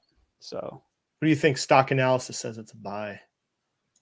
oh man, I really like this. I love the layout of this website. It's just so easy. It is nice. I wish they updated maybe the pro version, because it takes forever for quarters to come on here. But I have stock on lock, which is fine, and then Seeking Alpha. So I don't know. I'll probably try a different service soon. But I mean, I like Ticker. I don't know how you feel about that, but I bet that'll probably be the next one I try. I've literally tried like everything. I rotate like every year because just why not? So. Yeah. All I'll say is I don't think you can go wrong when you're going Paycor with either Paylocity, Paycom, ADP, especially depending, like if you're looking for a more steady company, ADP, just stay away from Paycor. Those guys are trash. I mean, hell, the jobs aren't going down. No. Powell's trying to take the jobs out and they keep going up. So No, in fact, I've been like looking at Paylocity, and I think I might start a small position and then do some more digging on them. But I think that they're, like I said, I like the trajectory they're going on because I think they can build themselves into hitting those margins and everything. And that company, like, it's not, I mean, it's trading expensive compared to maybe like what you're used to. But if you're at a 35 PE with a 68% gross margin and you grow that to an 80% gross margin, you're chilling. So. Farmer Shell. What are they doing? Isn't it past your bedtime, buddy? Oh, Paychecks is trash. Yeah, I agree with that. Oh, I looked at that once. No, I don't think Paycom's a bad one. I was just curious why, because like I was like those two, Paylocity and Paycom, would be the two that I would choose between. So I think it's solid, but anyways. Well, do you have any parting words? If you're people watching this and you're like used to watching people like Jeremy or Tom, listen to Dan, find out, if Dan, I don't know if you have like your own Discord or how it works, or if you just link people to Fabio's, but listen to him because he actually like does analysis, and he actually crazily like makes money off his investments, not of selling you courses, and actually like gives good advice and analysis. So listen to him, Kingdom, Fabio. I should say before, I did sell out of Alta. I guess I should defend that at some point, but Alta Beauty? Yeah, well, I didn't get to fill out my position and it ran up so much. I don't really want to buy anymore. So I'm like, I only bought $2,000 worth, and it was going to be like, there'd probably like 3-4 more buys. I thought it was going to keep going down. So I just didn't want to hold such a small position. How these companies like this one, and what was the other one? Oh, like they sell off and they just buy right back up. And I've told people, I'm like, that's the market we're in right now. You'll have good companies have one piece of little teeny bad news, they get punished. But if you're on top of it, you can look at it. I already was aware of Alta, so I knew. I'm like, I figured out the concerns right away. I'm like, I'm good with it. The margins went down a little bit, but I'm like, okay, they can deal with theft. It's not a big of all the concerns. I mean, so as long as I got in at like 410, and then it ran up so fast, I never got to fill it out, and I'm like, well, it's gone now. So yeah, the only I'll take my 15 or 16%. Yeah, like one last thing is the only company I'd be worried about when it comes to theft is like Lululemon, because their employees like caught people stealing, and then they fired the employees that like caught the people stealing, and I was like, God. Did you hear about that? Yeah, I hate when they do that, but I was like, wait, so someone stole from the company. These people actually cared enough about your company to be like, hey, don't do that, instead of being like, I don't care, and you reward them by firing them. Like, good job. But I was like, some of the CEOs were like, we are dealing with theft, and they didn't want to talk about it. So I'm like, okay, how are they dealing with it? Can I invest in these companies? Who are None of them would say how they're dealing with it. They just said they are. I'm like, man, what? Because I'm thinking, okay, what are they got? GPS tags or some new software company that sells security? I was trying to figure it out. But That's such a I good don't know. point. Like, what would Now you? there's an investment somewhere if you could figure that out. But I wonder if they're just gonna like invest in companies. You know how like if you like steal money from a bank, like the blue die caps that just like shoot off and ruin the money. That's what they gotta do. Is just get something like if you run off with the merchandise, it like destroys the merchandise. well, I think some businesses that were smart got the GPS tags and then they would put them in some of their clothes. And then I think they would tell the news to do a story on it to say that they're in some of the clothes or whatever products and some not. Mm, Now you got the word out to thieves that, you might steal something with a tag or not a tag. So I don't know. Maybe that was part of their strategy. But yeah, I don't know, because people will be like, "Oh, retail's dead right now." I don't know what I'm like, okay, well, you say returns that have been there's dead. investment opportunities there. Like, Returns have been dead. Like Target's in the dumps. Like, and I'm not saying that. Yeah, I know. Oh my gosh, RH. I don't think this is I'm not done with this one. I talked about this 2 weeks ago. I'm still watching it, so we'll Oh see. my goodness. I was pulling up RH because that's like the fancy. That's Restoration Hardware. They're up 20% in the past month. What is going on with these guys? But Oh, like this Academy. one, like I was talking Mhm. about ASO like here, and then I know it dropped down. I mean, these companies aren't going, they're not dead. Like they have struggles. Retail companies are struggling. I can tell you when inflation goes down, or let's say JPOW starts lowering rates, I might just buy a retail sector ETF because I think they could do 40% in 1 year, maybe. But I don't know. State Street has one, so I might do that. That's not a bad idea. And I don't know if I can pick the winner. I don't think I think this is what retail screws up. Sometimes your investment thesis is not a company; it's actually a sector or an industry. But you were focused on one company when you did the research. But it's like, well, it's not really a specific company thesis that you have. So you don't need to take the individual company risk necessarily. right. A great example of that is I think that we're going to make a lot of like advances in our healthcare technology. Dude, I cannot value healthcare companies. I am not able to do it. So I just go and I buy a healthcare ETF that like focuses around those companies. State Street has great ones. Like Yeah. State Street has a sector and industry ETF for everything you think of. The fees are like 0.3, which people get so hard on fee. I'm like, 0.3 is not freaking bad. Yeah, it's just the bogleheads. Yeah, the bogleheads will be, oh my god, it's not 0.02. It's like, calm the fuck down. It's not that much money. If you outperform by 10%, you paid the fee off. Like, calm down, dude. Yeah. Like, bogleheads sometimes have really, I think, bad advice sometimes. They're too, like, they have no flexibility. They're like flexibility is what you need, and you need to adapt as an investor. I mean, I that's guess why I think like Joseph Carlson's going to do great over time because I see him still changing. yeah, he's a little slow and he's a little arrogant, but he does change. yeah, that's why people like. So the biggest thing I noticed, Carlson's made some adjustments. Like I guess you could say like been humbled a bit, and that's fair. I think we all have. If you go through a bear market, and you weren't humbled at least a little bit, like unless you're Fabio, and then like the bear market just blows your ego up. But he did like everything money, not at all. I think Jeremy like was humbled for like a second, but then when Stark started to do well again, he forgot all because he like I don't think he has the brain capacity to remember more than like the past 2 weeks. And then I think Tom Nash is like a grifter, so I think that he just learned, if I like, he's just he's very good at marketing himself, and so I don't think he actually cares. But I just don't see how people like. I'm pretty good at investing, and someone's, you should do this full time. No fucking way, because I don't want to. I wouldn't live this life. I can't imagine the stress of my life trying to make a living off investing. To me, it's a hobby. Like speculating is a hobby. Like I have a speculation account. I'll tell you, like 80% of the year, it's basically just cash, and I just wait for opportunities. Like when I shorted all of Richard Branson's companies recently. Oh, So you did? yeah, well, honestly, like my day trading of the regional banks, and then I shorted Vorb to bankruptcy, and then I Mhm. shorted. I shouldn't talk about this, but Virgin Galactic. You know, So Virgin Galactic is their launch site's like right outside my town. oh, sorry, they're gonna go bankrupt at some Yeah, that's point. why I'm like, I hope they do well, but like this business Okay. sucks. I did call one shot, Fabio. I called my shot on Plug Power when I shorted that.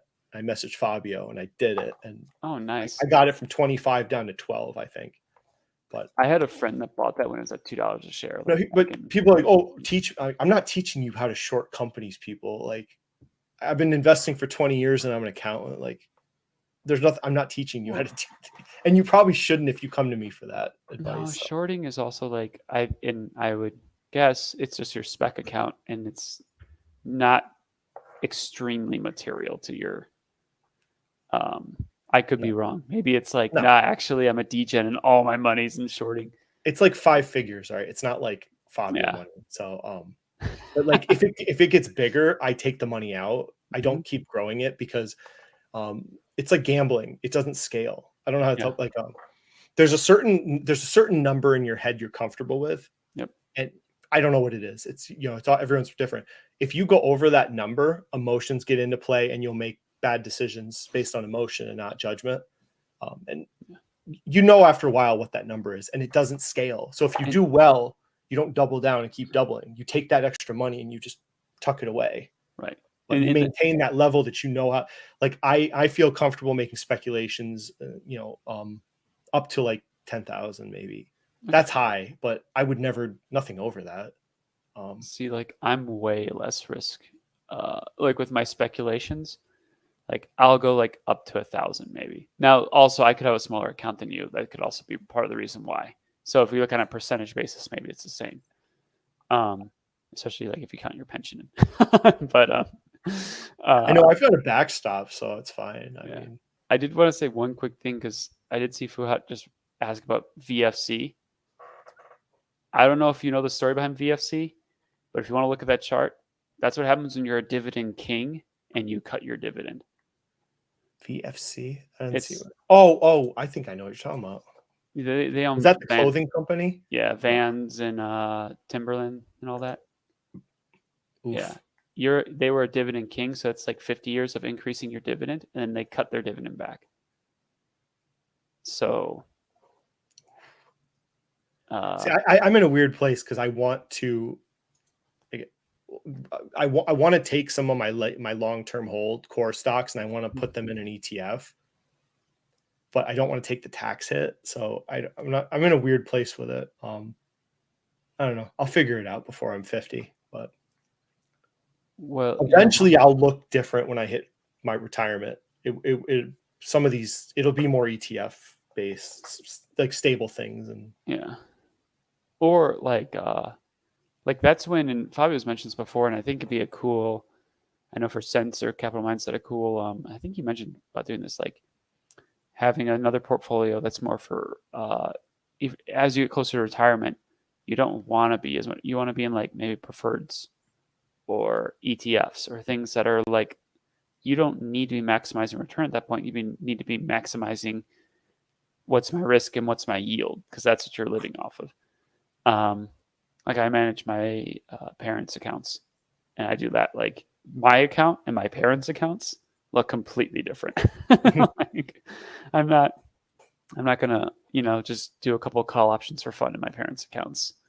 I was so mad because I was gonna buy a lot Triton, that the shipping container company. Yeah, I was gonna go crazy with their preferred because they had an 8% yield preferred share, and I could see their increase in cash flows. So I'm like, all right, this business is doing great. I'm like, this is going to be awesome.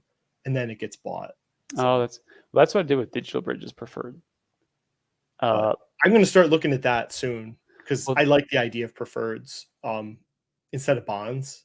Well, yeah, I like that idea. So even just like PFF, which is just a preferred ETF, the yield right now is like, and that's like all investment grade type companies. What's their 30-day yield? Sure, accept all. I think that's the. Is that the preferred ETF? Mm-hmm.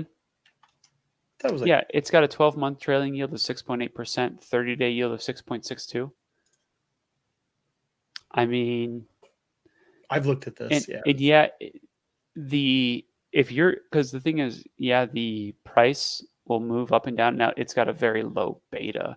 It's not like a S&P 500, but if you're just buying it for the payouts, you don't care. So Look at like, that. 0.5. yeah, exactly. That's what I'm saying. Jesus. So like, it's actually I got so lucky because this will be the last story that I think we might need to cut it because we're running up in like 2 hours. But so with my company on our board, because it's a volunteer board, we have a guy who used to be a president of a bank, and like like when the market was really frothy, he like came to me. He's like, I don't think that this is good. We're gonna put all the stocks into preferreds. I was like, okay. Guy nailed it. And I was like, dang. He's like, and he told me, he was like, no, that was kind of luck. But Nice. yeah, and but you know, you end up having like we still lost money, but compared to what we would have lost if it was in stocks. But then that's when I started looking at preferreds. I'm like, wait a minute. And like preferreds almost always have a higher yield than bonds. And something like a PFF is going to be, my opinion, not advice.